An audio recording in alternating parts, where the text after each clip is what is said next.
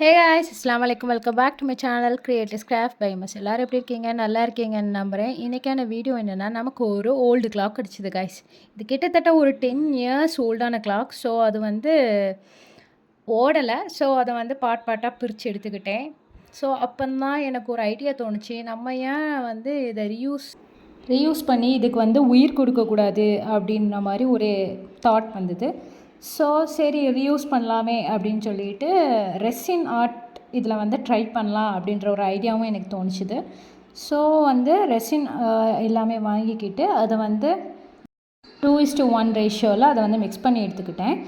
அதுக்கப்புறம் வந்து நம்ம இந்த கிளாக்கை என்ன தீமில் பண்ணலான்ற ஒரு ஐடியா வரும்போது, பீச் தீம் தானே காய்ஸ் இப்போ ரொம்ப ட்ரெண்டாக போயிட்டுருக்கு. ஸோ அதை ஏன் ட்ரை பண்ணக்கூடாதுன்னு ஒரு ஐடியா வந்தது. ஸோ அதுக்காக வேண்டி அதுக்கான டெக்ஸ்சர் வரணுன்றதுக்காக வேண்டி இந்த ரெசினில் கொஞ்சம் போல் சாண்ட் கலரும் சாண்டும் ஒரிஜினல் சாண்டுமே கொஞ்சம் மிக்ஸ் பண்ணி எடுத்துக்கிட்டேன். அப்போ தான் அந்த ஒரிஜினாலிட்டி தெரியணுன்றதுக்காக வேண்டி அப்படி பண்ணினேன். ஃபஸ்ட்டே டிஸ்க்ளைமர் சொல்லியிருந்தேன் காய்ஸ், இதில் ஒரு ஜஸ்ட்டு ட்ரை தான். இந்த கிளாக் எந்த அளவுக்கு வந்திருக்குன்றதை மறைக்காமல் ஃபுல் வீடியோவை பார்த்துட்டு கமெண்ட் செக்ஷனில் சொல்லுங்கள். இப்போ நம்ம வந்து சாண்ட் மிக்ஸ் பண்ணி வச்சுருக்க அந்த ரெசின் மிக்சரை வந்து அந்த கிளாக்குக்கு மேலே போர் பண்ணிட்டேன். ஸோ நெக்ஸ்ட்டு வந்து அதை நல்லா வந்து ஸ்ப்ரெட் பண்ணி எடுத்துக்கிடணும். அதுதான் காய்ஸ் அடுத்த டாஸ்க்கு. பார்த்தீங்களா காய்ஸ் எவ்வளோ சாட்டிஸ்ஃபைங்காக இருக்குதுன்னு. இதோட ஃபைனல் அவுட்புட் எப்படி வருதுன்றது எனக்குமே தெரியல காய்ஸ். மறக்காமல் பார்த்துக்கிட்டு கமெண்ட் பண்ணிடுங்க. இதுக்கப்புறம் தான் காய்ஸ் மோஸ்ட் சாட்டிஸ்ஃபைங் பார்ட். இது வந்து என்னென்னா, நம்ம பீச் தீமில் பண்ணுறனால இந்த சீஷெல்ஸ் எல்லாமே நான் வந்து க்ளேயில் வந்து முழுக்க ஹேண்ட்மேடாக பண்ணி எடுத்துக்கிட்டேன். ரொம்ப பர்ஃபெக்டாக இல்லாட்டாலும் ஓரளவுக்கு அது வந்து பார்க்க சீஷெல் மாதிரி தான் இருக்குதுன்னு நான் நம்புகிறேன் காய்ஸ். அப்படித்தான் நீங்களும் நம்பணும். மறக்காமல் லைக், ஷேர், சப்ஸ்கிரைப் பண்ணிடுங்க. ஓகே காய்ஸ், ஃபஸ்ட்டு நான் ப்ளேஸ் பண்ண இடம் வேறு, ரெண்டாவது நானாக யோசித்து இந்த இடங்களில் ப்ளேஸ் பண்ணி எடுத்துக்கிட்டேன். அதுக்கப்புறம் அகெயின் ஒரு போரிங் தான். இதுக்கு வந்து டர்க்கிஷ் கலரை வந்து எடுத்து அதை வந்து ரெசின் கூட மிக்ஸ் பண்ணி எடுத்துக்கிட்டேன்.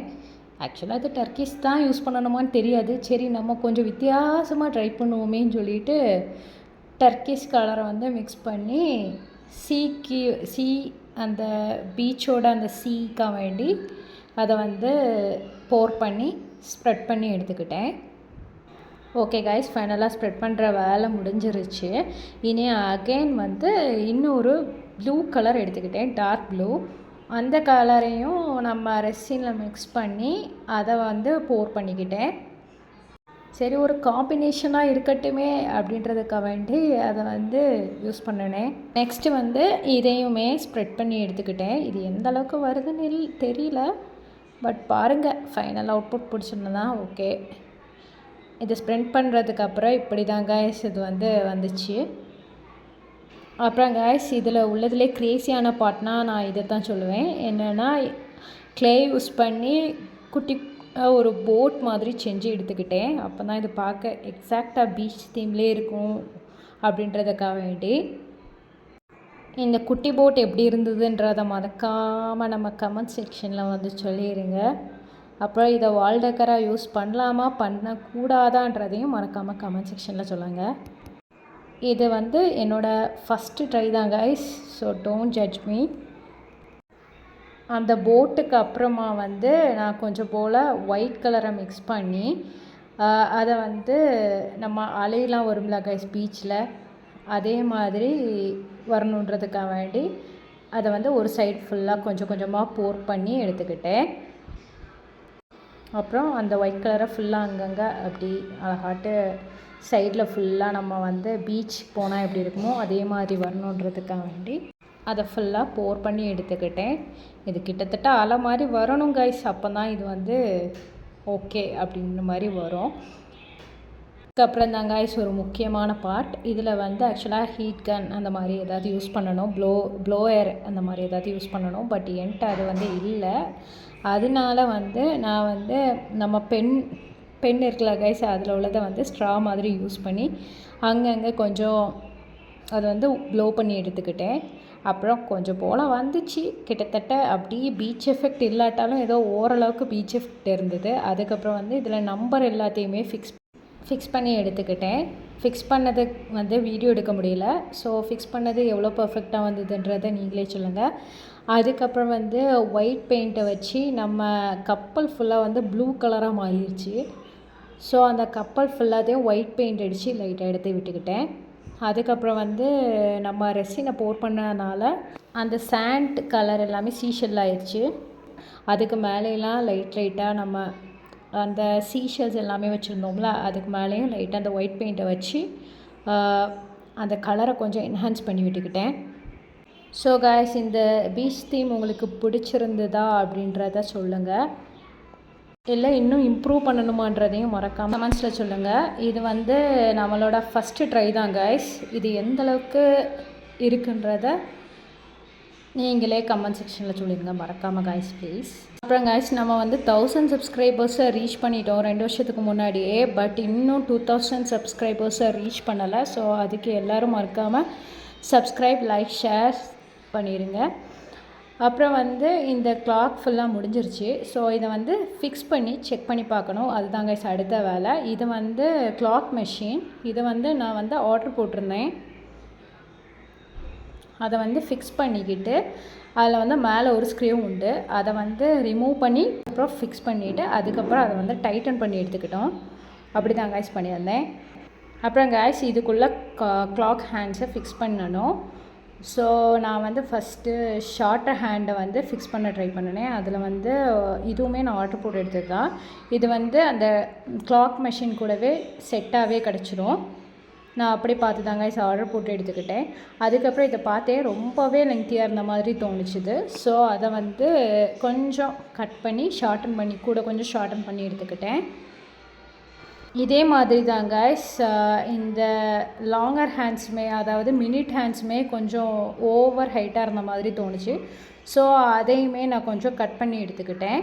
அப்போ தான் அது வந்து ஓரளவுக்கு மீடியமாக உள்ளுக்கு ஃபிக்ஸ் ஆகணுன்றதுக்காக வேண்டி ஃபஸ்ட்டு வந்து ஷார்ட்டர் ஹேண்ட்ஸை தான் ஃபிக்ஸ் பண்ணணும். அதுக்கப்புறம் வந்து லாங்கர் ஹேண்ட், அதாவது மினிட் ஹேண்ட், அதுக்கப்புறம் வந்து செகண்ட் ஹேண்ட்.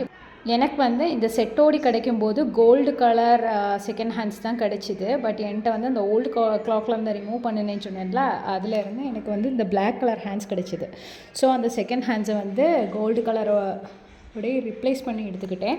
அதுக்கப்புறம் இந்த கிளாக் பார்க்க ப்ளெயினாக இருந்த மாதிரி தோணுச்சு. ஸோ அதோடைய அந்த ரிங் சைடு இருக்குல்ல கைஸ், அதை தனியாக கலட்டி எடுத்துக்கிட்டு அது ஃபுல்லாக ஏன் பிளாக் பண்ணக்கூடாதுன்னு ஒரு ஐடியா தோணுச்சுது.